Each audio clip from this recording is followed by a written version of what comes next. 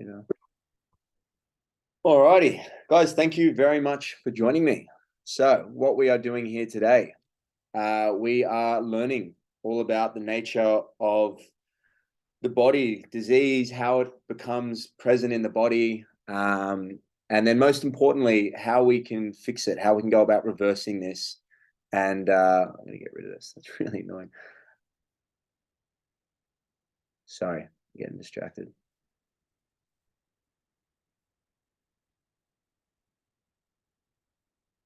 There we go.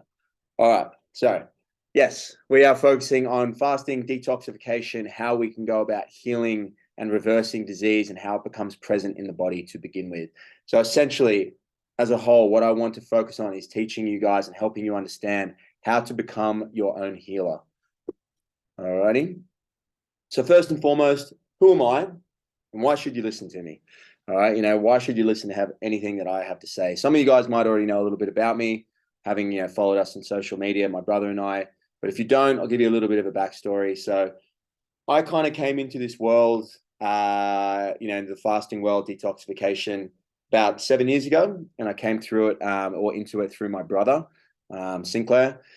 So my older brother has always dealt since he was about 20 years old with chronic pain, debilitating pain in his body, and no matter what he did, he wasn't able to fix it. He tried paleo, keto, all these different diets and all these different things, and just couldn't have any luck getting rid of this pain in his body. And eventually he came across fasting, about the idea of giving your body the opportunity to heal itself. And he did a large fast by himself, 19 days, had a huge result, and then asked me if I'd like to join him for a long fast, a 40-day fast, 20 days on water and 20 days on juice. So that was effectively the beginning of me learning about fasting. I started reading up on it. I started learning from lots of different experts. I started doing it myself. I started with a 3-day water fast. I started with a 7-day juice fast, 5-day water fast, did that multiple times. And then in 2018, I did a 40-day fast, 20 days on water and 20 days on juice.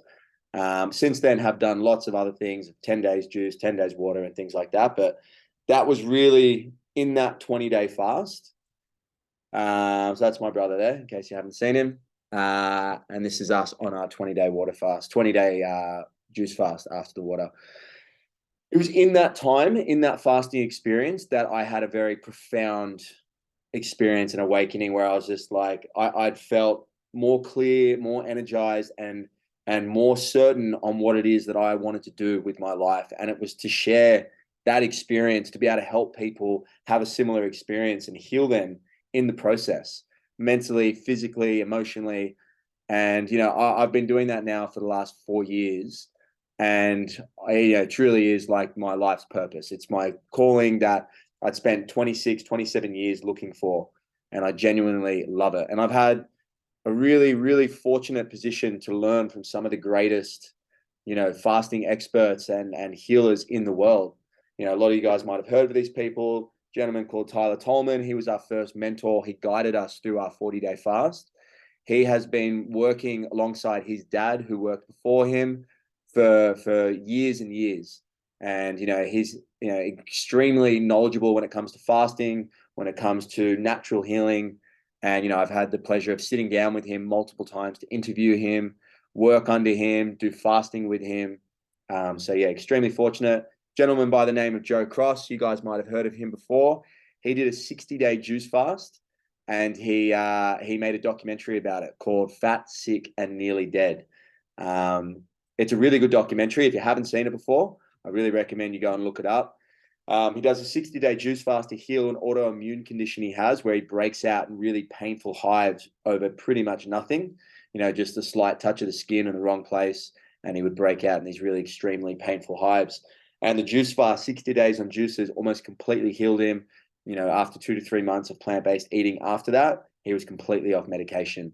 And again, we had the opportunity to sit down with him, hear his story, hear about his knowledge when it comes to juicing, when it comes to fasting, and, just another incredible person that's been able to give us so much knowledge that we've been able to take forward and work with people, my brother and I.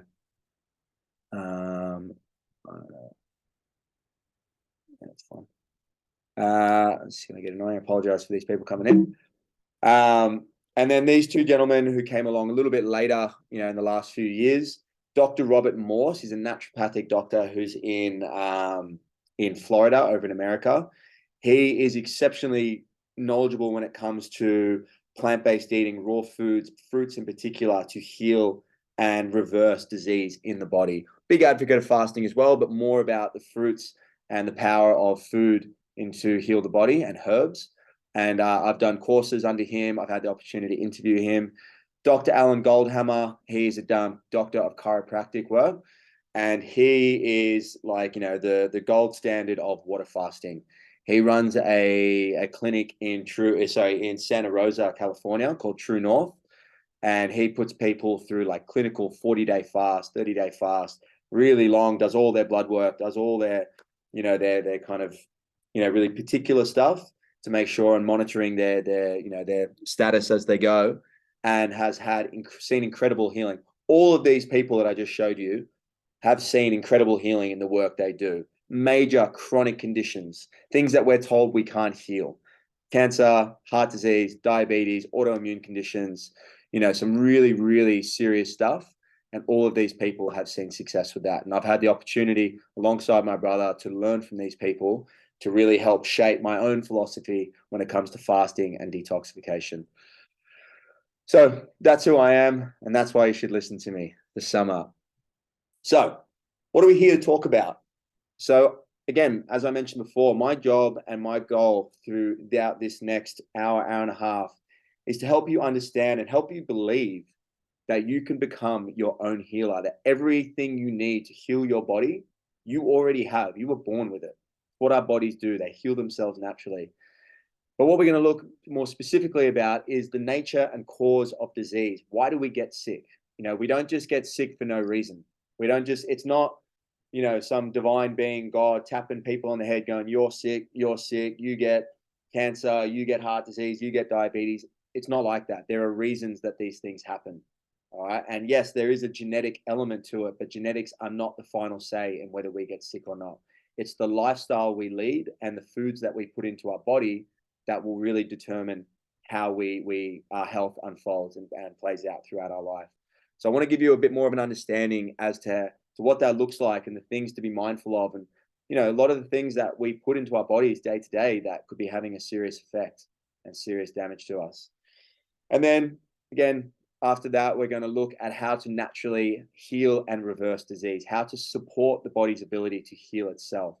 All right, what it looks like, how the body heals itself, and how you can implement things into your day-to-day life, starting after this call, that can have a huge impact in, making that happen.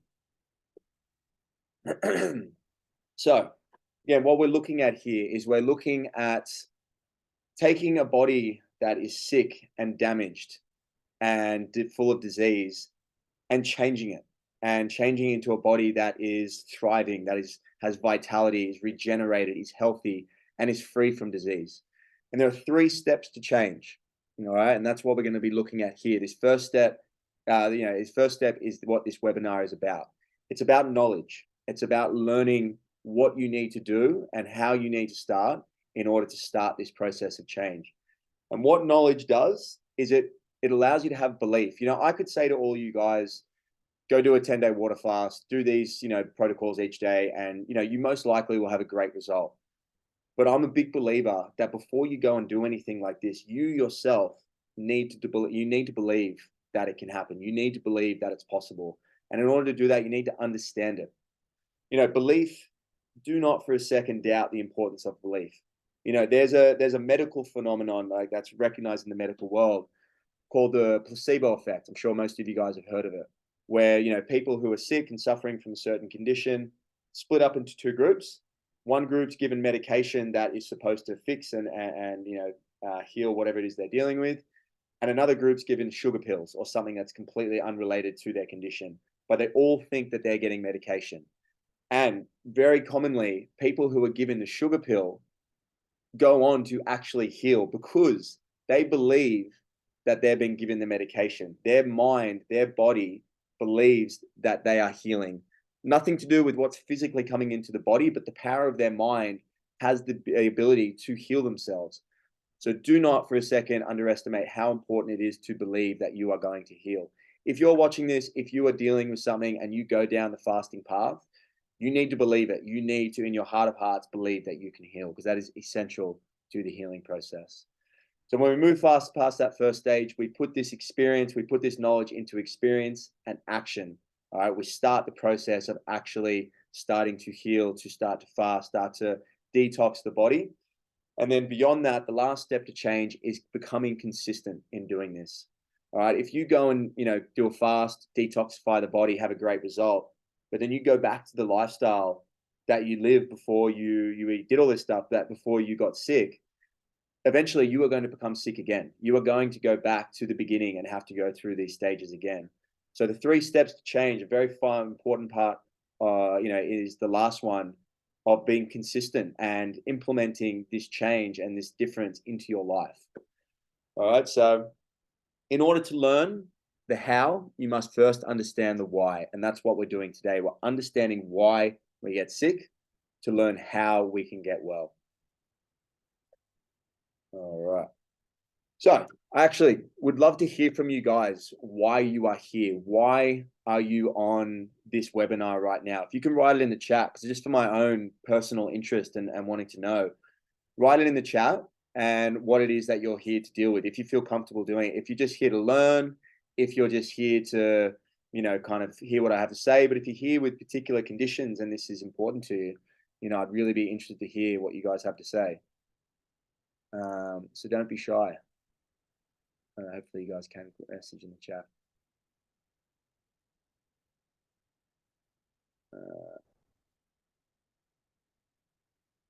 There we go. Lack of energy. Yep, that's definitely things.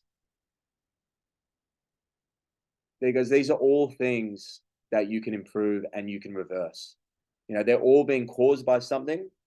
And if you identify that cause, if you identify what's causing that problem and take it out of your life and you remove it from the cycle of your life and support your body's ability to heal, then these things will no longer be an issue. It's not to say it's going to happen overnight, but these things, I promise you that your body can heal from all these conditions you guys are talking about. All right, write that down. Thank you for writing that. So I think it's really important to simplify the body. The body is an extremely complex, intricate, system or bunch of systems that interact with one another. And it's so incredibly delicate and unbelievably, complex that it's the most, I continually learn new things about the body, and I'm always blown away by how well we are designed to function and how well all the different working parts, can connect with one another. But it can be complicated, when you think about it like that. All the different working components can be very complicating to think about it like that. So what I like to do is to simplify it as much as possible. All right, understanding the body in the most simple way possible. So to do that, all right, there are different systems of the body that make up our entire body. All right, so your digestive system, respiratory system, circulatory system, endocrine system, musculoskeletal. There's lots of different systems in our body. And if you go down, within each of those systems are smaller parts that make up those systems. So in your digestive system, you've got digestive organs, your stomach, your small intestine, your large intestine, your liver, your pancreas, your gallbladder. In your endocrine system, you've got your thyroid gland, your adrenal glands, you've got your ovaries, your testes. Your circulatory system, you've got your heart, you've got capillaries, you've got veins, arteries. In your musculoskeletal system, you've got muscles, tendons, bones, ligaments. So all these different parts as well make up these larger systems. But what I like to do is to break it down one more level into what makes up those organs, glands, and tissues and muscles of the body. And that's cells. We have 70 plus trillion cells, which is an unbelievably large amount when you really think about it. 70 plus trillion cells in our body. All right, that's the last I checked. I don't know the exact number, obviously, because that would be pretty hard to figure out. But 70 plus trillion cells, and each of those collection of cells make up the organs, the glands. They collectively come together and operate as a unit to serve the function of the organ, gland, tissues, or whatever it might be. But we are only as healthy as our cells. All right, so you're only as healthy as the health of your cells. If you break it down to its most basic sense, if you've got disease, if you've got inflammation, if you've got degeneration or dysfunction of a body part, of an organ, of a muscle, of a tissue, it is a sign that the cells that make up those components, organs, muscles, tissues, whatever it might be, they are damaged. All right, so at your most basic level, if your cells are damaged, it means it's going to lead to damage in organs, which means it's going to lead to damage in other systems and overall damage to your overall body. So the structure and function of your body depends on the health and vitality of each and every single one of your cells. So when it comes to detoxification, when it comes to healing, I want to focus on the cells of the body, healing each and every single one of the cells, because if each and every single one of your 70+ trillion cells are healthy, vibrant, regenerated, and they're firing on all cylinders, overall, your body is going to be healthy. It's going to reflect that. All right. So if you can focus on every single one of your cells and doing protocols and detoxing the body in a way that will allow them to each individually be recognized, then the overall health of your body is going to really benefit that. Let's bring it here. So health and sickness are the end result of chemistry. All right. Whether you are healthy or sick, internally, it's going to be because of the chemistry that exists within your body. All right. And there are only two sides to chemistry. You've got acids and you've got bases, alkaline. All right. And human beings are alkaline beings. We are alkaline in nature. We are not designed to be acidic. We have acidic components to our body. So we have an acidic stomach to break down foods and break down proteins and fats and things like that. But that's like one single part of our body that's protected from the rest of our body, from the cells of the rest of our body. When we are acidic everywhere else, in our digestive system, in our lymphatic system, our health massively suffers. We are not designed to be acidic. And that's when disease occurs. Inflammation is when acids start to creep into the body and cause an issue. So to give you an idea of what it's like inside of our body, imagine this tree represents our body. When we are acidic, we suffer pain, inflammation, swelling, dehydration. Over time, it will lead to tumors and growths. We begin to age more rapidly. We suffer fatigue, and the cells of our body and our body overall will suffer from degeneration. It's like the side of this tree. All right, that tree has clearly seen better days. So's the ground. Whereas when we are free from acidity, free from acids, and we are alkaline in nature, we are hydrated, we're cooled, there's elimination occurring, there's detoxification occurring, healing is taking place, we have more energy, we are anti-aging. I guarantee if you go down a path of detoxification, elimination, and you start to hydrate the body through the right foods, live healthy, encouraging lifestyles for your overall health, you will begin to reverse your age. All right, years that you might have put on through an unhealthy lifestyle will start to come off, and you will look younger as you get older. Seen it happen. And your body will begin to regenerate. All right, damaged cells, damaged parts of the body that have really taken a hit from an acidic environment can be regenerated. That's what our body is able to do. It's what it wants to do. It just has to be given the opportunity to do so. So, chronic inflammatory diseases are the most significant cause of death in the world. The World Health Organization, one of the leading health organizations in the world, ranks chronic diseases as the greatest threat to human health. That's an extract from the National Library of Medicine's 2021 report on chronic inflammation. So that's only 2 years ago. And again, as I mentioned before, chronic inflammatory diseases are the biggest killers in the world, the things that we suffer from most. Cancers, heart disease, diabetes, Alzheimer's, a lot of the things that we suffer from, autoimmune conditions, these are all a sign of damaged cells and damaged parts of the body. And these are all things that can be reversed. And it's an extremely important thing to turn our attention to. As they mentioned here, it's the most significant cause of death in the world and the greatest threat to human health. So the more understanding we can have about this, and the more understanding you can to reverse these conditions and these, things we suffer from, really the greater health that you can have. So there are a few ways in which inflammation can occur in the body. One of which is injuries, direct trauma. If you're in an accident, playing a sport, you get a really bad injury, that is going to create inflammation in the body. Inflammation is an immune response by the body to show us that there is damage in that area, to protect that area, so that we don't continue to, just walk on it as if it's normal or something like that. But one of the main ways, especially when it comes to, a diet and lifestyle, one of the main ways inflammation can occur is by acidic chemistry from acids coming into the body. So how are these acids introduced into the body? Obviously, one of the biggest ones, the foods and drinks we consume. The things that we put into our body, especially in the Western world, have the potential to be highly acidic and highly damaging to the body. Things like artificial sweeteners, chemical preservatives, added flavors, hydrogenated oils, all these things that we find in a lot of foods that we eat in our day-to-day lives can have a hugely damaging impact on the body. And that can then start to affect our ability to eliminate through the digestive system, and which can then lead to even more problems.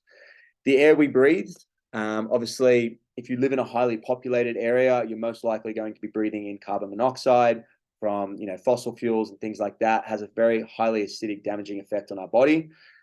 Cigarette smoke, chemical sprays, things that you'll find in your household items. When I used to grow up and there'd be cockroaches running around the ground, around the floor, my mum would grab like Mortein spray.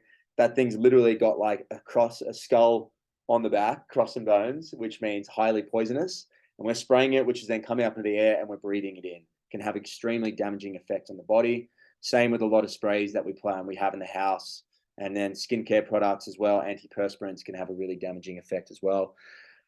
But again, skincare products, things we put on our skin is another way in which acidity can make its way into the body. So antiperspirants, full of things called parabens, which are preservatives, which help create shelf life for these products. They're often found in breast tissue that is cancerous. You think about things that you put onto your body, into that area of your body when you're putting on antiperspirants or deodorant or whatever it might be.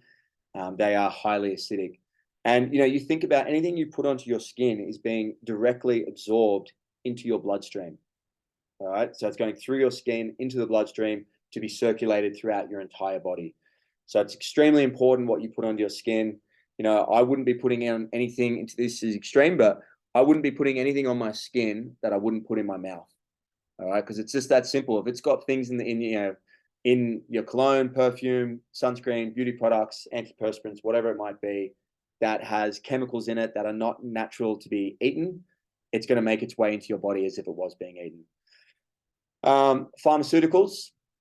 Chronic use has known negative side effects. So whenever we take medication for particular conditions, I don't know if any of you guys have ever lived in America. I lived there for a little while, but they would have these ads for pharmaceuticals where, you'd be talking about taking something for, IBS symptoms, or be taking something for an autoimmune condition, whatever it might be.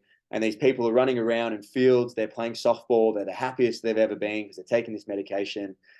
And then there would be, this period where this really dull, monotone voice would come on and rapidly talk about all the negative side effects that were severe side effects. Even once some of them would result in death. So whenever you're seeing side effects from something you're putting into your body, something that's negative, it's a sign that whatever you're putting into your body is causing damage to the cells of the body that lead to whatever that side effect is.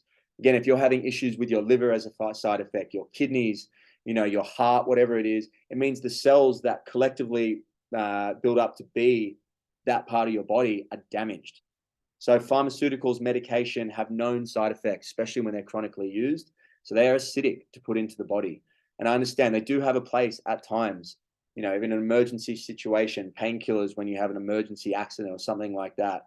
I understand they do have a place, but when it comes to healing, when it comes to detoxification, when it comes to regenerating the body naturally, pharmaceuticals do not have a place in that part. And then lastly, we'll talk more about this later, cellular acids and waste. So no matter how healthy or unhealthy you are, every single cell in your body, every 70 plus trillion of them, will create some level of cellular waste, cellular acid, as a byproduct of cellular function. All right. So just so you being alive, your body creates waste. But again, we have systems in place to remove all these things. But when we live a life that's unhealthy, poor diet, poor lifestyle, full of stress, those systems, those elimination channels, which we'll talk about later, they start to become impaired, and then those acids will begin to accumulate in the body. In fact, we're about to talk about them right now. So we've talked about how acids can come into the body, how they can become present, and how they are damaging. We do have systems. Again, we have ways in which the body can eliminate this stuff. The body is extremely intelligent. It knows how to get rid of these things. And we have 4 channels through which we can remove waste from inside the body to outside the body. So you have defecation, everything out through the back door; urination, obviously self-explanatory; respiration, everything out through our lungs and out through our mouth; and then perspiration, everything out through our skin. Now I want to pay close attention to the top 2, defecation and urination. Talk about the other 2 as well, but those 2, defecation and urination, are your 2 main ways in which to eliminate the bulk of your waste. Excuse me. So defecation is in charge of removing, the way I like to think of it, it's in charge of removing all your external waste. So everything you put into your body, predominantly food, predominantly drinks, whatever it might be, moves through your digestive system to be eliminated out via your defecation channel, out via the back door. Now, like I mentioned before, and I showed you before, the foods and drinks we consume, there is a massive spectrum of foods that we eat that are healthy and foods that we eat that are highly acidic and damaging. And I would argue that in the modern world, the bulk of us are eating more damaging, more acidic, and more harmful foods. And, that's being reflected in the higher numbers of inflammatory diseases, chronic inflammatory diseases. Every year, we're getting more and more sick. And I think it's very much to do with the food that we're putting into our body. So it's extremely important that that defecation channel is clear. It's constantly eliminating effectively, because when it's not, and when it becomes backed up, then these things that are highly acidic and highly damaging, they're going to get stuck in our small and large intestine. When they're stuck, they're going to begin to putrefy. They're going to begin to auto-intoxicate, so create toxic materials from within due to their putrefying nature, and they're going to start to cause a lot of damage to our digestive system. Urination, we'll talk about it in just a moment, but it's how we remove our lymphatic system. Our lymphatic system is the sewage system of our body. It's how we remove all the internal waste that our body creates, primarily those cellular acids that I just talked about before.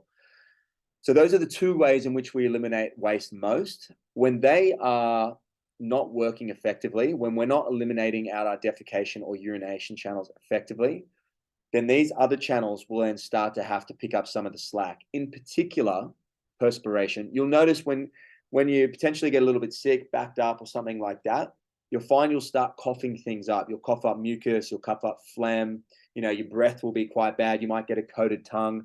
That's your body using that respiration channel.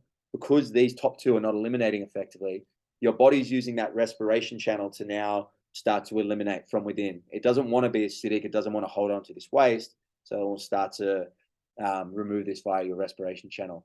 Same can be said with the perspiration channel. In many cultures, the perspiration channel, the skin, is referred to as the 3rd kidney.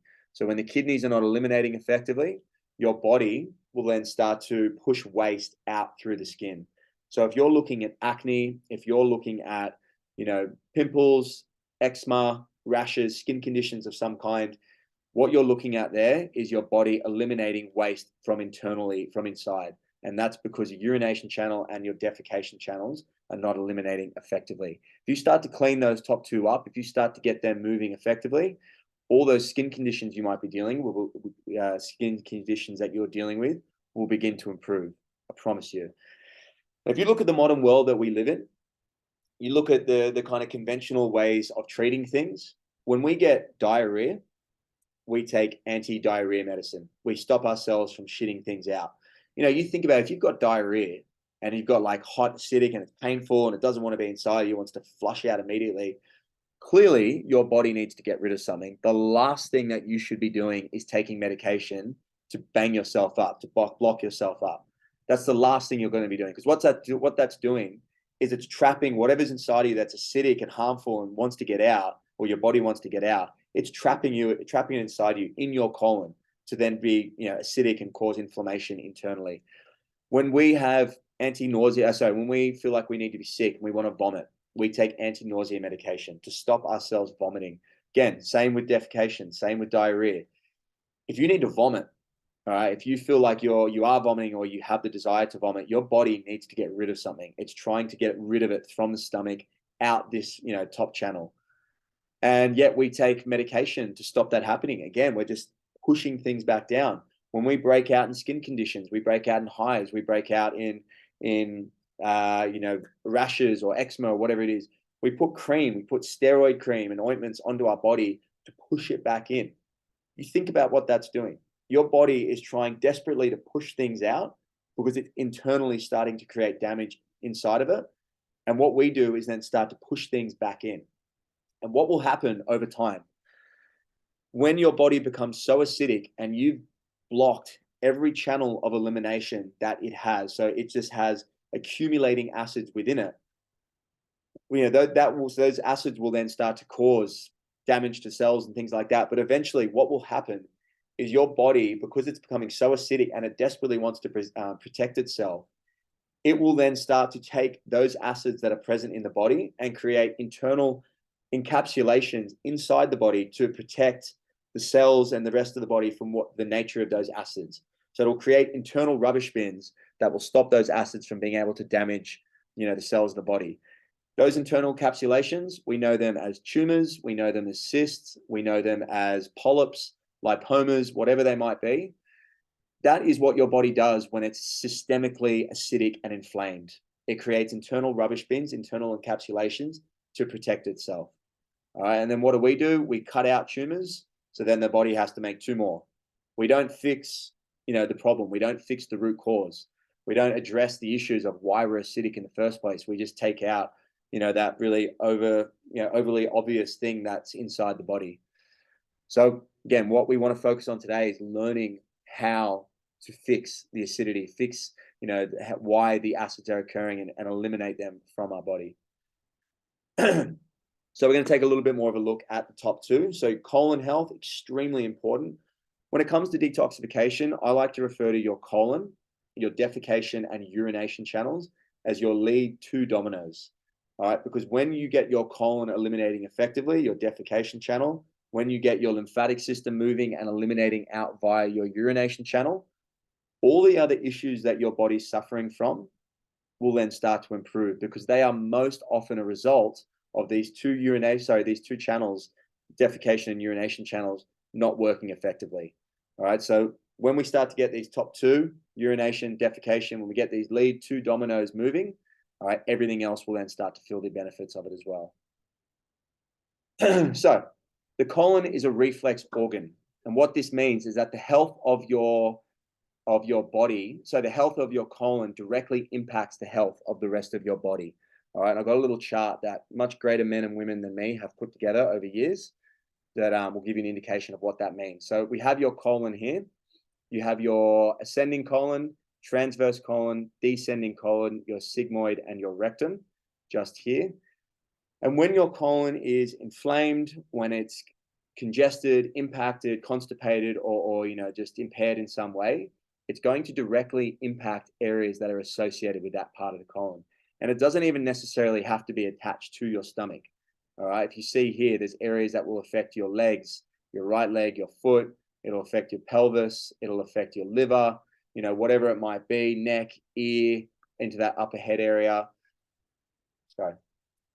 And yeah, it can have a huge impact. The health of your colon directly impacts the rest of your body. So it's imperative that it's hydrated, it's eliminating effectively, and it's being taken care of in your day-to-day life. More reasons for that: we absorb our nutrients via our small and large intestine. So it's extremely important. In order for the cells of our body, which, as I mentioned before, you are only as healthy as the health of your cells. In order for our cells to be healthy and strong, we need to absorb our nutrients from the food we eat effectively. If we're not absorbing effectively due to, poor colon health, due to not digesting or breaking our food down effectively, then the cells of the body are going to become malabsorbed, and then are going to start to become degenerative and weakened. So it's extremely important. Again, colon health, important to our nutrient absorption, to make sure that we're taking care of that. Poor diet and poor digestion leads to congestion and inflammation which leads to excess mucus and plaque. Mucus is produced when there's acidic things moving through the digestive system to help protect the cells of the colon from absorbing and being from absorbing these acidic things and being harmed by them. But if left unchecked, if we don't eat foods that will then strip that mucus over time will become hardened, turn to plaque, which leads to malabsorption and which we can and will in time lead to parasites. Poor colon health leads to poor elimination. If we're not eliminating these harmful acidic things that are coming into our body, that again, in the modern world we eat, the modern world we live in, we're eating a lot of. If we're not eliminating this stuff effectively, it's going to sit in our gut and it's going to cause all kinds of damage. All right. It's extremely important that we're eliminating effectively and we're not letting these things that are damaging, start to putrefy and auto-intoxicate and lead to bacteria overgrowth inside of us. All right, so your lymphatic system, the other lead domino that your urination channel is most important to eliminating. Your lymphatic system is your sewage system of your body. It's the waste removal system. So it's responsible for filtering cellular acids, and your kidneys are predominantly in charge of filtering your lymphatic system via your urine. There are ways in which your body will dump lymphatic waste into your colon, so it is relying on the colon to be eliminated effectively as well, but also mainly your urination channel and your kidneys. Your kidneys are dependent on the adrenal glands and the neurotransmitters they produce for optimal functioning and filtering. Weak adrenal glands lead to stagnant lymphatic systems or stagnant lymphatic system, which leads to inflammation and eventually cellular dysfunction and cellular degeneration. All right. Ideally, we want the lymphatic system to be flowing like a river. So I've got a little diagram here, or a little illustration to kind of make sense about what I'm talking about. So I want you to imagine all these circles here just represent a collection of cells in the body. They could be any cells in the body. It doesn't matter where they are. Every single one of these cells is connected to our circulatory system, which has blood flowing through it. And it's connected to your lymphatic system, which has lymph. That's the fluid that runs through the lymphatic system. So every single cell, again, we want to break it down to its most basic, simple sense. Every single cell in the body is connected to two fluid systems, your circulatory system and your lymphatic system. The circulatory system strengthens and nourishes the cell through the blood that flows within it. And then your lymphatic system cleans and drains the cell. Remember, every single cell, no matter how healthy or unhealthy you are, will create some level of cellular waste. So your lymphatic system will take the waste from these cells, move them through the different lymph nodes, where that lymph will be further filtered, sent down to the kidneys, all right, where it will then be filtered down through your ureter into your bladder to be eliminated out via your urine. Now, that's in a perfect, healthy, working body. That's in a perfect world. We don't live in a perfect world. And what I often see with people that I work with, clients who I help with fasting and detoxification, I see a stagnant lymphatic system. And the reason a lymphatic system becomes stagnant is because your kidneys are not filtering effectively. And the reason your kidneys are not filtering effectively is because they depend on your adrenal glands for function. Your adrenal glands sit directly on top of each of your kidneys, and your adrenal glands produce what are called neurotransmitters, which are like chemical messengers that are sent via your autonomic nervous system to every single cell in the body, in this particular instance, your kidneys, to tell them how to operate, to tell them how to function. Now, when your adrenal glands are weakened, they're stressed, they're overwhelmed, the neurotransmitters being sent to them are ineffective, or they're not in the amounts that need to be, so that your kidneys are not able to function effectively. Or what I see most commonly is what I'll take to you now. We are living in what's called a survival nervous system, a fight or flight nervous system. All right, so how this impacts your kidneys and their function and the lymphatic system we'll talk about now.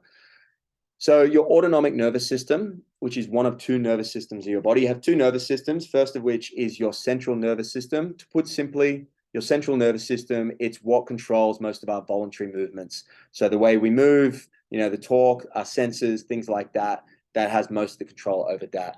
Your autonomic nervous system is what controls majority of our involuntary movements in our day-to-day life. You know, if you think about all the things that happen inside your body in order to keep you alive that you're not even consciously aware of, your blood flowing, gas exchange in your lungs, your heart beating, you know, all these things that happen that are paramount to us even literally being alive from second to second, we're not even aware of it. And your autonomic nervous system is what regulates that. All right. And your autonomic nervous system has two branches, your sympathetic nervous system and your parasympathetic nervous system. So your sympathetic nervous system is known as your fight or flight nervous system. All right. And we should only ever be in that for a very short amount of time. It's an emergency nervous system. And it's called what I call your survival nervous system. So to take you back to, primal times before we had, the modern day worries that we have today of traffic, kids, 9 to 5, all these things, you would go into your sympathetic nervous system, your survival nervous system, when you would go to war, you would encounter a predator in the wild, and your life was literally in danger in that moment. Your body would shut off all non-essential activity. So things like digestion, lymphatic elimination, cellular repair, all the things that are important to a healthy long-term body, all that gets shut down.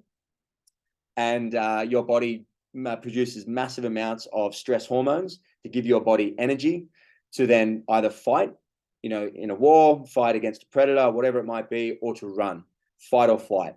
All right. And again, as soon as that immediate threat to your life is done or is over, you should be going into what's known as your parasympathetic nervous system, which is your rest and digest. This is where you want to spend most of your time, if not all of your time, especially when you're trying to heal and when you're trying to detox. So when you're in your parasympathetic nervous system, your body is in a state of calm and can relax. All right. This is when your body feels safe and it feels like it can turn its attention effectively towards digestion, lymphatic elimination, all the things that are important to a healthy long-term body, but it can only ever do that when it's in a state of calm and relaxation and rest. So this is really important when it comes to detoxification. And to take you back to a stagnant lymphatic system, one second. When we are in a state of survival, when we are stressed, and again, a human being, one of our most powerful weapon is also our greatest weakness. Our mind is also our greatest weakness at the same time. We've achieved so many brilliant things because of how powerful our consciousness is, but we also, through thought alone, can put ourselves into our survival nervous system. Just through thought alone, we become overly stressed and anxious and panicked and nervous, and we go into that survival nervous system. And you think about the things in the modern world that we all live in, the things that make us stressed out, and literally like we get massive anxiety over to the point where a lot of us are on medication. It's work, 9 to 5 work, finances, paying rent, relationships, kids, like traffic. Like literally, I know what it's like to sit in traffic and to be like, my blood's boiling because this guy won't let me in, or he didn't say thank you, or whatever it might be. And, we sit in that, we see, and that puts us into our survival nervous system. And when we go into that survival nervous system, again, all our non-essential activities like lymphatic elimination become shut down. All right. So our adrenal glands are now producing massive amounts of stress-related hormones instead of the neurotransmitters that they should be producing, which is then going to lead to improper and ineffective kidney filtration, which leads to lymphatic stagnation. And remembering, the lymphatic system is, it's our way of removing acids and waste. So when it becomes stagnant, it becomes acidic. And when it becomes acidic, it becomes inflamed. So when you have a stagnant lymphatic system, you're looking at inflammation that can show up in parts of the body.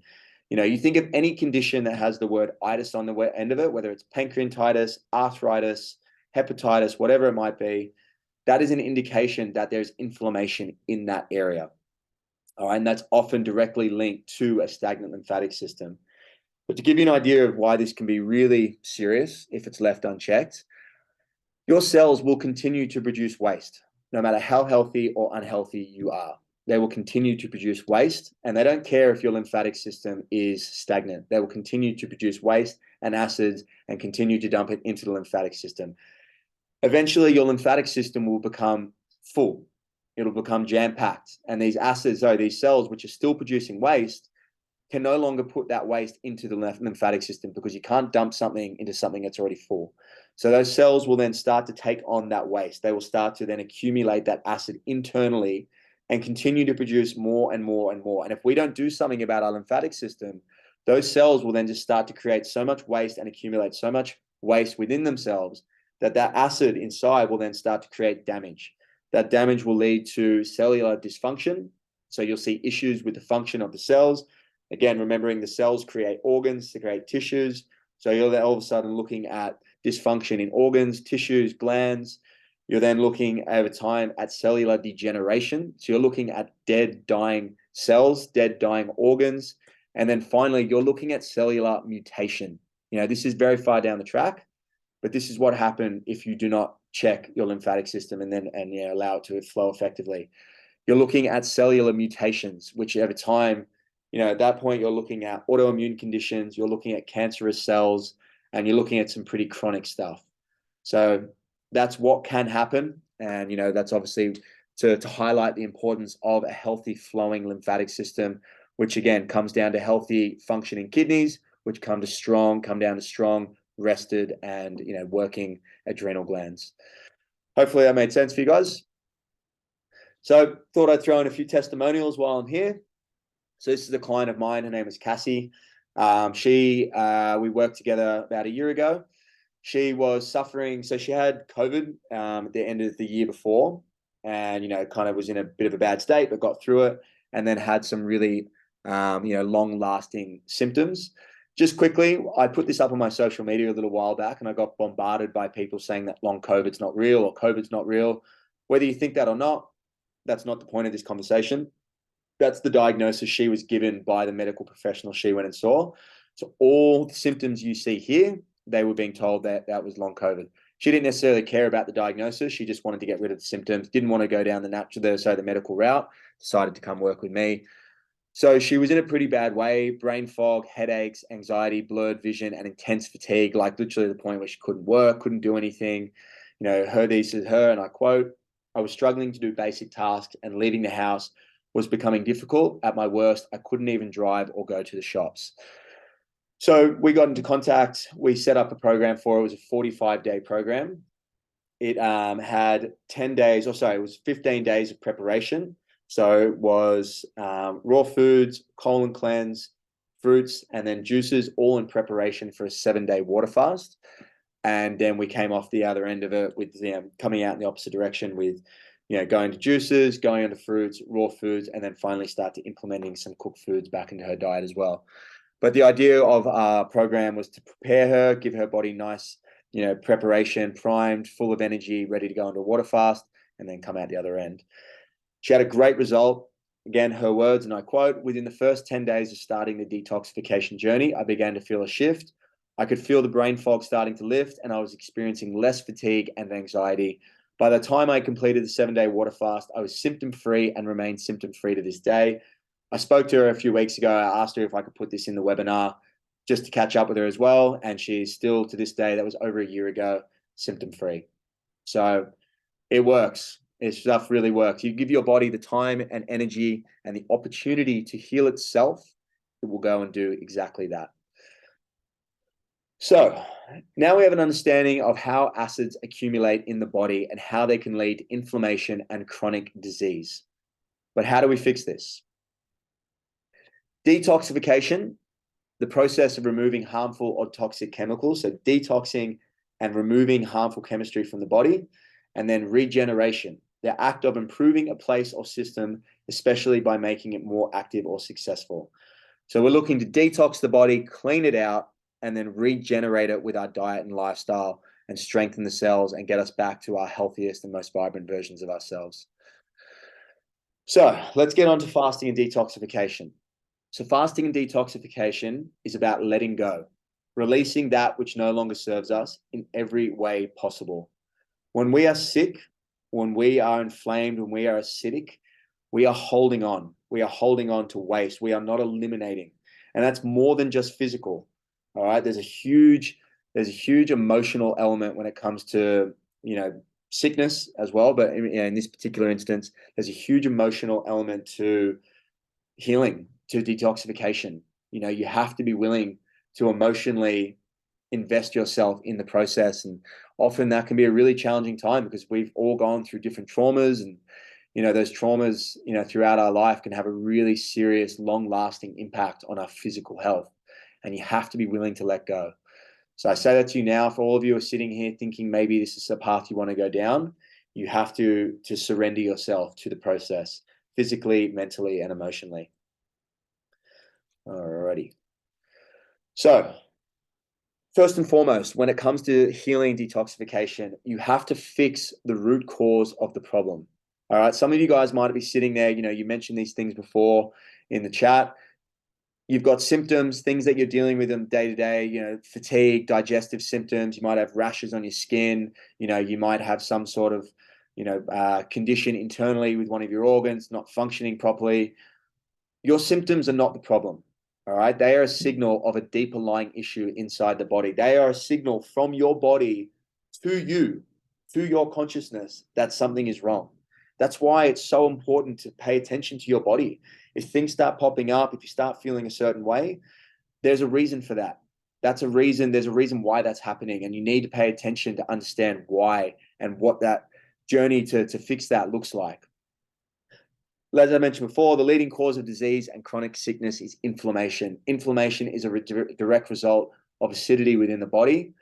Acids come from the foods and drinks we consume, the air we breathe, the products we put in our skins, and even the thoughts and emotions we have. Negative thoughts, negative emotions, they have chemical signatures in the brain, which then signal to the cells of our body to respond in a certain way. And if those thoughts are negative and they're harmful, or they're not positive, or they're not healing, then the effects that your cells will have will be negative and will be acidic. So the allopathic community, the medical community, they treat symptoms. You go in, they'll say, all right, what's wrong? And as I mentioned before, you'll be like, oh, I've got a really nasty cough. All right, cool. Take this medication. You don't cough anymore. Don't worry about why you're coughing. Don't worry about why you got that rash in your skin. Just take this to make the rash go away. If it comes back, come see me. We'll try a new medication out, whatever it might be. They treat symptoms. I'm not here to bash the medical community. I'm not here to to slander them in any way, shape, or form. But that is the truth. They treat symptoms, not the cause. And the truth is, only you can heal yourself. I can't heal you. I can help educate you and help you understand what the process looks like, but only you can do it. Only your body is capable of fixing the problem. So when it comes to healing and detoxification and fasting, it's really important to understand the nature of energy in the body. All right. So every action of the body requires energy. Every single thing, physical, non-physical. Blinking, clenching a fist, thoughts, me gesturing with my arms like this. It's a lot of energy. I put a lot of energy into this. Stress is a huge drainer of energy on the body. But like everything else, detoxification and healing requires energy. All right. We have to be willing to put energy towards it in order for it to take place. And the body doesn't have an infinite amount of energy. All right. It only has so much that it can distribute out towards the actions that your body is undergoing. And as I mentioned before, stress is a massive drain on the body. All right. Physical, emotional, mental, whatever it might be, it's a huge drain of the body of energy. So when it comes to fasting, when it comes to detoxification, it is paramount that you remove as many stresses as you're able to. And the reason why fasting is so powerful is because fasting utilizes energy usually reserved for digestion and uses it to heal and clean house. Our bodies have an innate healing intelligence, and it's always aware of what needs to be fixed. Make no mistake, your body knows exactly how to fix itself. It knows exactly what's wrong. You think about it in your day-to-day life, throughout your history. If you cut your hand open, if you graze your knee, if you burn your skin, if you have the flu, your body will fix it without you even having to do anything, without you sitting there going like, heal, cut, like trying to turn your attention towards it. You don't have to do that. Your body just knows where the problem is. It knows when these things occur, and it knows how to fix it. But when it comes to the more chronic stuff, when it comes to the really serious long-term conditions that we suffer from, it takes an extended period of time. It takes a more concentrated period of time, energy, and an environment that supports that to go and fix these problems. And that's why fasting is so powerful. So I really like this quote: where your attention goes, energy flows. All right. So where do you invest your time and energy? All right. Where in your day-to-day life are you putting all your energy? Are you sitting on social media all day? Are you sitting and being in stressful environments all day, you know, at work, at home, whatever it might be. When your attention goes to these places, your energy flows to these places. And when your energy is going towards areas outside of your own well-being, your own health, there's no way that your body is going to be able to heal, especially if you're dealing with really chronic stuff. So be very mindful. If you went, like, once this call finishes, big takeaway from this is where you place your attention and where you place your energy. You know, be more mindful of it, and you'll start to realize, you know I do it as well, that a lot of the time you're putting it in the areas that don't necessarily need your attention. All right, so levels of detoxification. So you can speed up and slow down detoxification. All right, there are different levels that you can go at. And obviously, if you look at this pyramid here, water fasting is right at the top of the speed of detoxification. And the reason for that is when we're not digesting food, when we don't have to worry about digestion, all the energy that goes towards that can be redistributed by the body to go and fix the areas of concern, inflammation, or whatever's going wrong in your body. Digestion is a huge part of our energy expenditure in our day-to-day life. And don't get me wrong, digestion, eating healthy foods, it's all part of a healthy human body. You know, I would never for a second say don't go out and eat. But when you're in a period or in a state of disease or you know, unwell, or you're unwell, you know, a period of time fasting away from digestion can be really powerful. So you think about when we eat, food goes through 4 stages. We have to digest it. We have to absorb it through our small and large intestine. We have to then utilize it via our circulatory system. And then lastly, we have to eliminate it, eliminate whatever we don't use or that is potentially harmful. So every time we eat, all the digestive organs have to play a part. So that's your stomach, small and large intestine, your pancreas, your liver, your gallbladder, your kidneys. It's a huge process, and it's a massive drain of energy on the body. And again, you think about the modern world we live in, a lot of us are eating from the moment we wake up all throughout the day, almost to the moment we go to bed, and big meals. I think a lot of the sickness and disease that we deal with today is to do with the quality of food we eat and the amount of food we eat. We eat way too much. And I think it's showing in our massively, rapidly growing rates of sickness and disease. So to give you an idea of why water fasting is at the top, when you take digestion out and your body only has to worry about filtering the water coming into your body, it gives your body a massive amount of energy to go and detox and clean and eliminate and heal. So if you work your way down this pyramid, effectively what it means is you're starting to introduce things into the body. So there is an energetic demand to break these things down, metabolize them, potentially eliminate them. But they are the nature of what we're putting in here, especially fruit. They are energetic foods. They are bringing energy with them. So if you think about it in like a mathematical equation, the energy coming in is greater than the energy it takes to process these foods. So as we work our way down, energy still coming in is greater than the energy that is being used to break these things down till we get down to our base level, raw fruits and vegetables. That is the lowest level of detoxification I could say you would achieve. And, you know, it's still very powerful, but it's going to take a lot longer to, you know, really to reverse and heal potentially chronic conditions that you might be dealing with than if you were water fasting. If you will go down to the next one below, nuts, seeds, cooked vegetables. Nuts and seeds, they're high protein, they're high fat. There's not a lot of hydration in them. The energy that it takes to break these foods down, is far greater than the energy that they're bringing in. So they don't have a place when it comes to detoxification.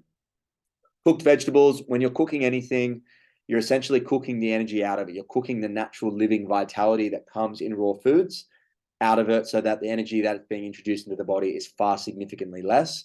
So I don't believe, you know, cooked vegetables have a place in detoxification. Again, keep in mind, this is a detoxification pyramid, all right? I'm not saying you can't eat cooked foods ever again, but if you are looking to go through a period of detoxification, then cooked foods, nuts, seeds, things like that, they don't have a place in it.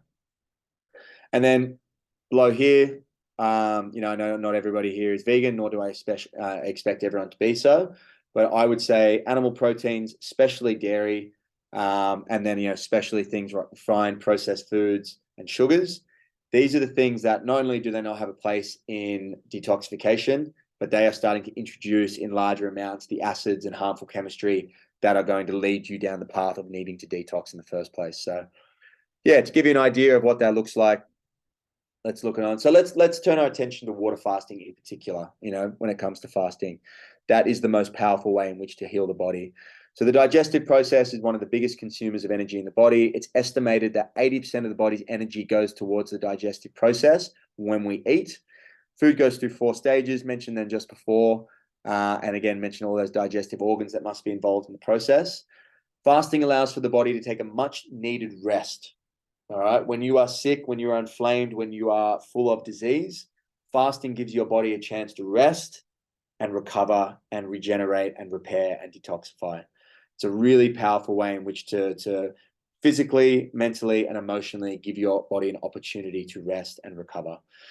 Again, your body knows how to heal itself. It just needs the time and energy. Fasting is an incredibly powerful way to provide that, provide the time, energy, and environment for your body to heal. All right, so some of you guys might have heard of this, autophagy. It's a process that the body undergoes in a fasted state, roughly of about, say, 24 to 36 hours, sometimes more, sometimes less. Autophagy roughly translates to self-eating or self-devouring, and it's a process the body goes into after an extended fasting window. The cells of the body clean themselves and eliminate any damaged and faulty components of the cell. All right, so if cells are damaged, if cells are, inflamed, if they're dysfunctional, when we're in a state of autophagy, when we're fasting, your body will go and seek out these damaged cells, pull damaged components, and either repair it or completely regenerate it and replace it. All right, it's a really incredibly powerful thing the body can do, and it leads to massive amounts of healing and some incredibly healing moments for a human body. Crucial in the removal and or regeneration of acidic and cancerous cells like tumors, cysts, and degenerative cells of the body. Emotional detoxification. So this is an interesting one. I mentioned this a little bit at the beginning, and this is one that a lot of people don't necessarily give a lot of attention to. But having done a lot of fasting myself and having facilitated a lot of fasting, people, I've put over 100 people through fasting programs, and have put them through from varying degrees of 3 to 5 day water fast, and then upwards of 20 days as well. And in some of the longer water fasts, not always, can be shorter ones as well, you see some serious emotional detoxification start to take place. And again, as I mentioned before, we all have, different histories, different backgrounds where we've suffered different traumas and different really challenging moments in our life. And, some of us deal with it well, but a lot of us don't.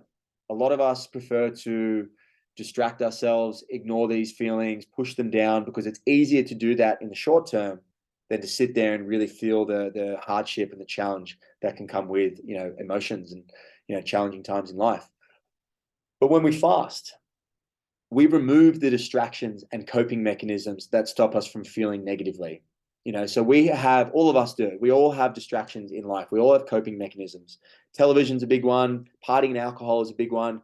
I would even throw exercise in there sometimes. It's probably one of the healthier ones. But a lot of people turn to exercise and going to the gym because otherwise they have this crippling, kind of experience of hardship, and the stress and things that they're dealing with in their life become way more apparent if they're not exercising. So to a degree, it is a coping mechanism, but by far, in my opinion, the biggest coping mechanism and the biggest distraction that we have and that people have is food.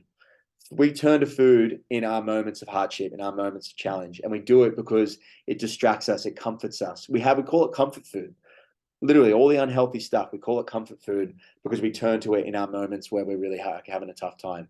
I'll find you so many movies where, usually romantic comedies or whatever it might be, someone's going through a big breakup or whatever, and they're heartbroken, they're struggling, and they're sitting on the couch and the camera pans to them, and they've got like junk food wrappers all around. They've got pizzas, ice cream, burgers, chips, whatever it might be. They are literally eating their feelings. It's very commonplace. We make light of it in movies and all that stuff. So that's a way in which we distract ourselves. But when we distract ourselves, we don't express ourselves. We don't express the emotion and the stress that comes with those negative emotions, and don't allow it to leave the body. So when we don't honor our feelings, when we don't express them, we suppress them. So trapped energy, trapped emotions, which is trapped energy, can manifest itself physically in our body, leading to inflammation and sickness long-term. Physical damage from emotional energy being suppressed into the body.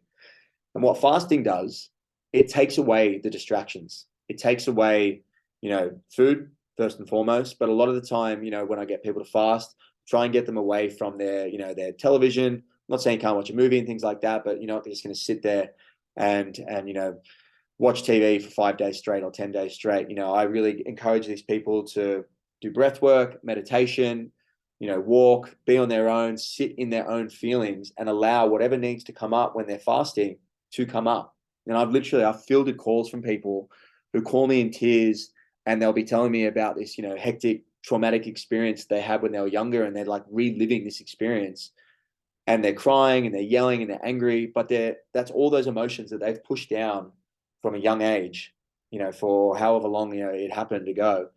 And this fasting experience or this detox experience has allowed it to come up. And they're, for the first time in their life, expressing these feelings and allowing them to leave the body. And every single one of them, even though it's hard and even though it's really challenging to go through, every single one of them feels 10 times better and lighter at the end of that experience.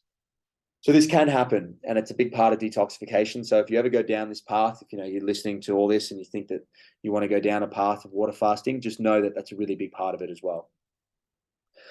So this is a little insight into what a water fast can look like. So it's just, days 1 to 5, days beyond 5, obviously other things are happening, but it all starts to kind of be from level 5 onwards. So on our first day, you're using the last storage of your glucose and glycogen. So the sugar storage is in your body, you're burning through them. And then over the course of the first and second day, your body will transition from glycogen storage to fat storage. This often, you guys might have heard me talk about it before, but often the first few days of water fasting can be the most challenging. And that's a big part why that transitioning from glycogen storage to fat storage, physically, but also mentally, it's an uncomfortable experience because your body's transitioning from one to the other. So physically, it's trying to adapt from one storage or one energy system to another. But then mentally, your body is still expecting some food to come into it. It's conditioned. It's conditioned to getting food coming into it from external sources, and it's holding on to that last little bit that it thinks is going to come before it transitions over to fat storage. And that can often lead to feelings of discomfort. It can be like you can be lethargic. Sometimes you feel a little bit flat, your energy's low, and you get a little bit frustrated and whatever it might be.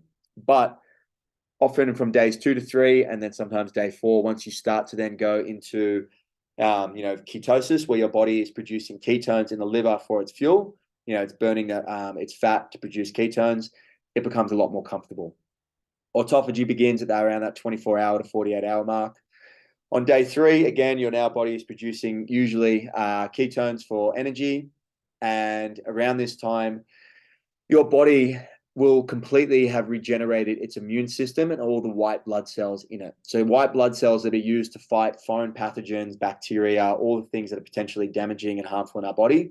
And in 3 days of water fasting, your body can completely regenerate its immune system and its ability to fight these things. So really powerful stuff. Day 4, this is pretty cool. Your body is starting to produce what are called embryonic-like stem cells. So when your body produces these ketones, when it burns fat to produce ketones, at the same time, your body produces what are called embryonic-like stem cells.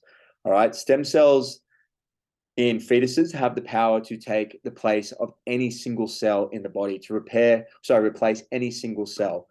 And when your body goes into this fasted state from about 3 days onwards, it begins to produce embryonic-like stem cells. So they're not embryonic stem cells, obviously, because we're not fetuses, but they have the same power to do the same things as these stem cells. And they have what are known as pluripotency, which means that they can travel through your entire circulatory system to replace the cells of any single part of your body. So theoretically, if you're doing this, your body, any part of your body can be repaired and can be replaced. Spinal cords, people who are quadriplegics who have been told they're never going to walk again. I've listened, and I haven't spoken to her personally, but I've listened to her story of a lady who was a paraplegic. She had an accident, couldn't walk from the waist down, did a 40-day fast on water. And at the end of 40 days, she was able to then move her lower body. And then once she got back onto raw food, started to regenerate, she was up walking and, was able to have complete function of her legs.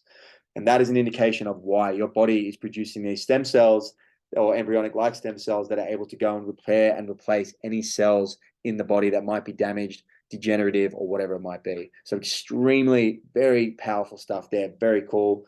and just an indication of what the body is capable of. The kind of healing that your body has and is able to have internally. So day 5 onwards, the body continues further down into its healing process. And it's roughly around this part, day 5, day 4, maybe give and take a day or two, where your body will start to experience emotional detoxification. I've had people on day 2 of water fast call me in tears. So, it's not like a foolproof system. It's not an exact science in terms of when these things will happen, but that's typically when, those things will. All right. So methods of fasting and detoxification. So we talked about fasting or water fasting. That is the most powerful. However, juice fasting, or some people call it juice feasting, is an almost equally powerful way in which to heal the body. It's not quite as fast, not quite as effective as water fasting, but the beauty of juice fasting is you can do this while living your day-to-day life. If you do a 10-day juice fast, I've done multiple 10-day juice fasts, and by day 8 and 9, I feel better than when I did on day 3 or 4. My body feels so light. I'm full of energy. I'm drinking 3 to 4 liters of juice a day. And it's almost like I could keep doing this if I wanted to. You know what I mean? I could keep going for a lot longer. And huge, massive amounts of healing can take place. I mentioned that gentleman, Joe Cross, at the beginning of the call. He did that 60-day juice fast, and he almost completely healed his autoimmune condition. And, there's another documentary, if you guys ever want to watch it. It's called Super Juice Me. All right. It's about this gentleman who takes like 7 or 8 people. It's like a Big Brother style house. Takes them to this big house. I think it's in Portugal. Gets them all into a 30-day juice fast, and they all have varying conditions, and they all heal. It's extremely powerful. Fruits only, again, that's another step down, but it's still extremely powerful. And I love fruits, and it's definitely not an easy thing to do, but it's a more achievable thing to do in your day-to-day life. If you've got physical work that you need to do, you got to take care of kids and family, and you don't necessarily have the time or environment to do a juice fast or a water fast. But still, massive amounts of healing can take place on fruits only as well, especially for your digestive system, because it will really help encourage elimination and hydration in the digestive system. And then before we get intermittent fasting, raw fruits and vegetable would be that step down from fruits only, as I mentioned before. And then something that you guys can include in your day-to-day life, if you haven't already, and you don't necessarily have to go on some big detoxification protocol, is intermittent fasting. So just giving yourself a smaller window of eating, which means that there's a larger window of fasting for your body to more comfortably digest and break down food, and to have a small window where it can then start to turn its attention to, cellular repair, cellular removal, and lymphatic elimination and things like that.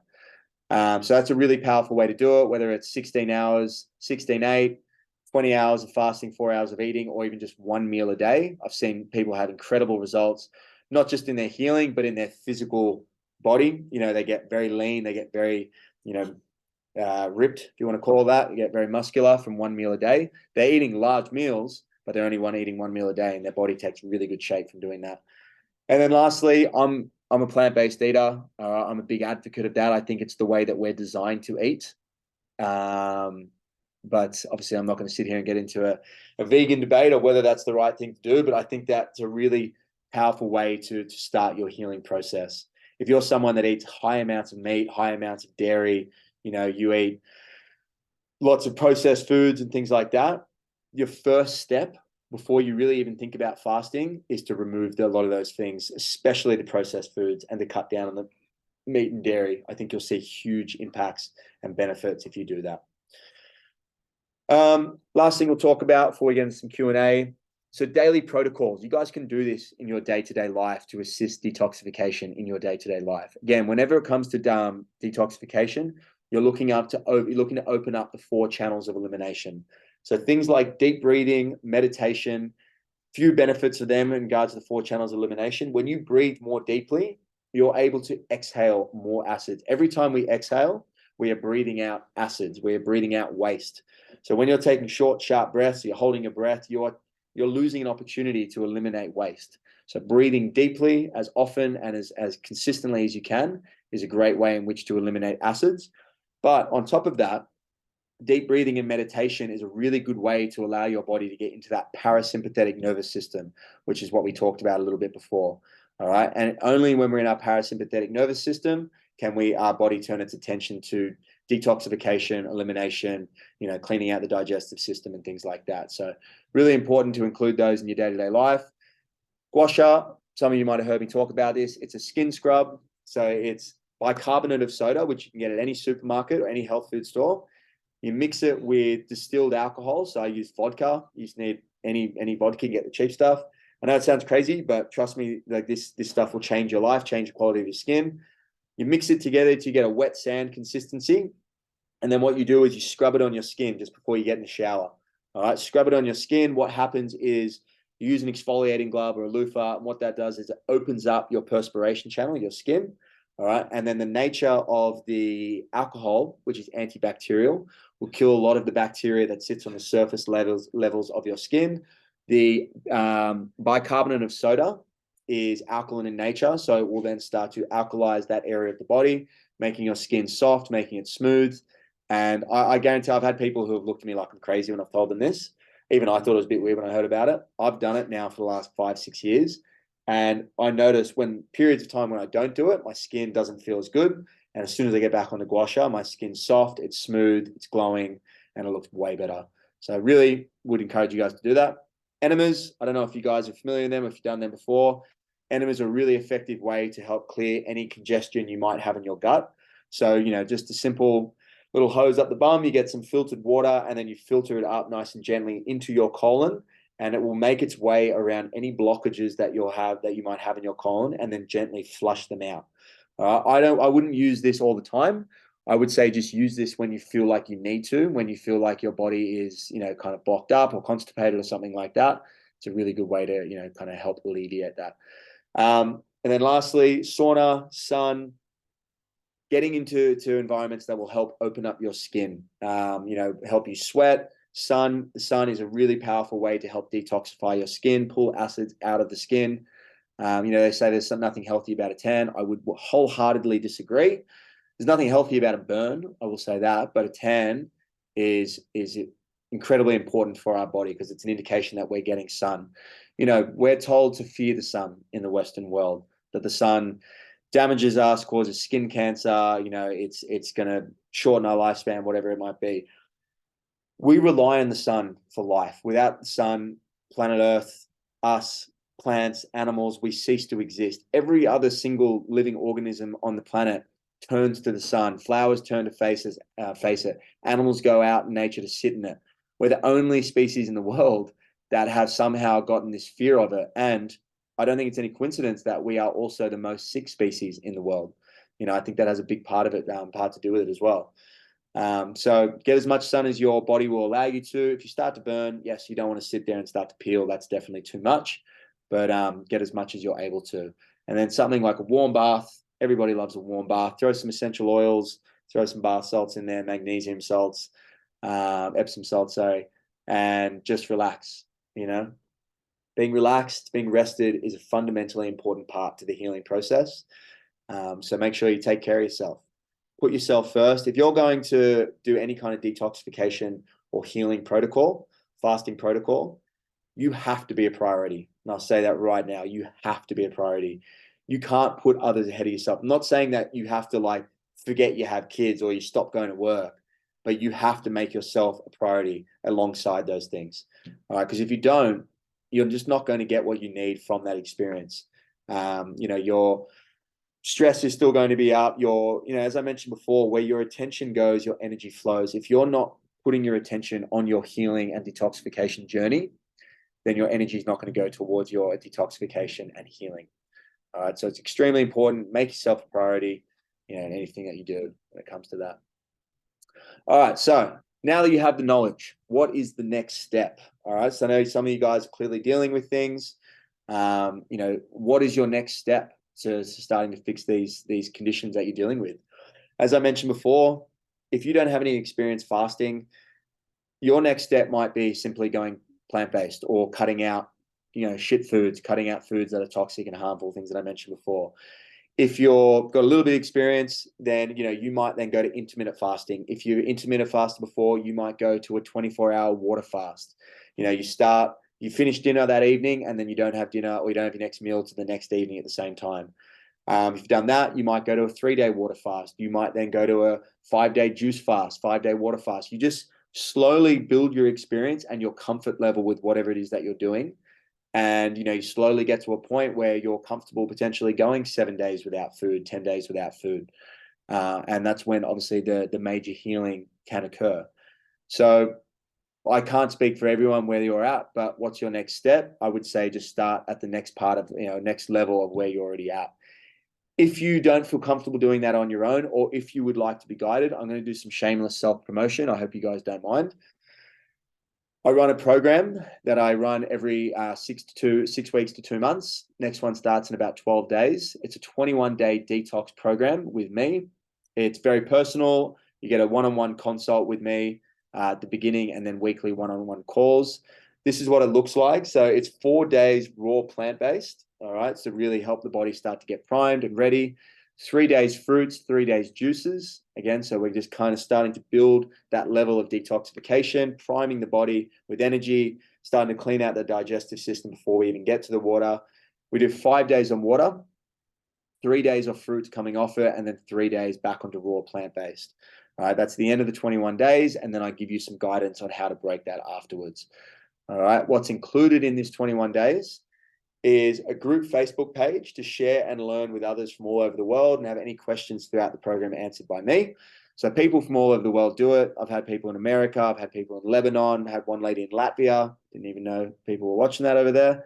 But people from all over the world, and it really is an incredible experience to check in on day 2 or 3 of a water fast and see these people literally on the other side of the world who are feeling the same way as you, and you rally around each other, and it's a really encouraging environment, supportive community, which can make all the difference in a water fast or in a fasting protocol. 45-minute initial consult call with me where we'll discuss your current health concerns, get you prepped, get you ready for the 21-day program, and answer any questions you might have. Weekly one-on-one check-ins to answer any questions you might have about what you're experiencing, the week to come, and also to keep you accountable. Make sure that you're constantly checking in with me, and you got someone who obviously is staying in your corner and making sure you're getting this thing done. And then weekly 45-minute educational calls to help you better understand the nature of detoxification. Hopefully you guys have a bit of an understanding of that now, having stuck with me for the last hour and a half, and to help you feel comfortable and confident with the journey ahead. And then there's also a juicing ebook that I put together that I would send through to you guys. So these are some testimonials from people who have done the program before. Did you have any healing moments physically, mentally, or emotionally? For the last 9 months, I developed pain in my right hip. It was a constant ache that never went away. It even disrupted my sleep. I am now pain-free. My blood pressure also dropped from hypertension levels to pre-hypertension levels. There were times during the program that it dropped to normal levels. So that's Katie. She did my second last program. She'd never done any kind of fasting before. It was the first time she'd done it. Had a great experience, obviously, as she said here. One thing I see a lot of results with and benefits with is inflammation in the body, pain in the body. Other things as well, but that's probably the most consistent thing I see people have results and healing experiences with. Jessica, my sleep has improved. I'm sleeping more deeply and I'm waking up feeling restored. The inflammation in my body is gone. I had nagging pain in my knee, shoulder, and hip. And I noticed that after the water fast that I had no pain. That is a win for me. My skin feels softer and my face feels brighter. Karen, the plantar fasciitis I had in my left foot for 2 years prior to the 21-day detoxification program is gone. She couldn't walk on her foot for nearly 2 years. She had to put very mild pressure, essentially walk with a limp for 2 years. My moods are better. My joints aren't sore anymore. I don't hobble out of bed anymore. I've lost 6 kilos and dropped a dress size. I don't necessarily advocate fasting for weight loss. However, it is a very, beneficial byproduct of that, something that happens. I know a lot of people, like to do it for, or, not do it for, but they enjoy the results of it. Diana, I felt light and good all the time. My body loved the juice fast the most. I did notice I was mentally sharper than normal, lighter than normal at a physical level, and I was in a good state emotionally after doing an emotional healing at the same time. I haven't felt that good at all levels in a long time. Angel, again, skin conditions is another thing that I see a lot of improvement in as well. As I mentioned before, when your digestive system, when your defecation channel and your urination channel are working effectively, your skin is not being relied upon to eliminate, and it can start to repair and regenerate. I had eczema that had come up on my hip before this program. I hadn't had eczema since I was a young girl, when I had chronic allergies and eczema all over my face. To me, this was a huge indication that the stress that I had been under before doing this cleanse was really starting to affect my internal body. Even before the program had fully finished, my eczema had gone. My skin was clear and glowing. So many people were commenting on it. The dark circles under my eyes reduced, and it felt so good. She had a great result with her Skin Angel. She was an absolute trooper. Eleni, I achieved some incredible healing on this program. I had more energy. My skin looked and felt amazing. I lost 9.5 kilos in weight and had better sleep. My bowel movements were incredible. So she had nearly no bowel movements at all. She was moving once or twice, once every 2 to 3 days. And her anxiety subsided. Didn't even realize fasting could help with that. But again, anxiety, nervousness, panic states, they are directly linked to your nervous system. And fasting is a really powerful way in which to heal your nervous system. So Lenny actually didn't even do 5 days. She is someone who had quite a tough experience with emotional detoxification and was having a tough time with it. So we decided to break it early and still had an incredible result.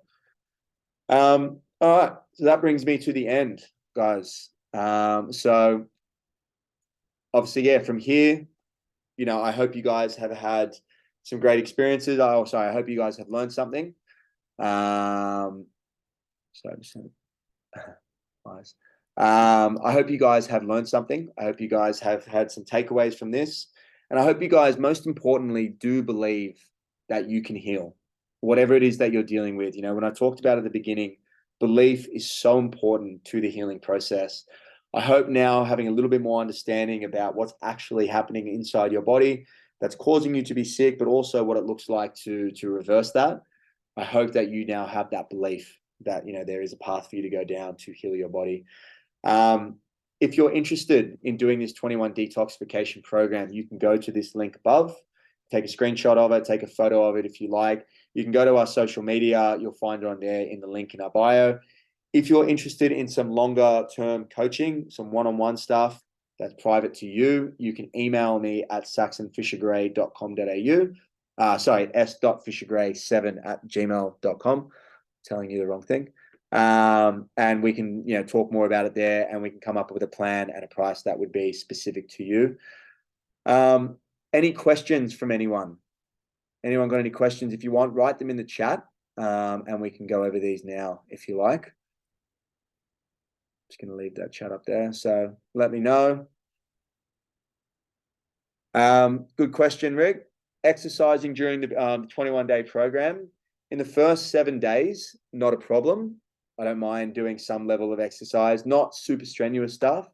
But when it comes to juice fasting and water fasting, no, I don't recommend you doing any exercise. Reason for doing that, the reason for that is because fasting is exercise is a stress on the body. It puts a stressful impact on the body. And when we're in a fasted state, juicing or water fasting, we want to give the body the most amount of energy possible to turn its attention towards detoxification and elimination. And fasting exercise is just going to take away from that. So again, it's a small time kind of sacrifice for a much longer term investment. Any other questions?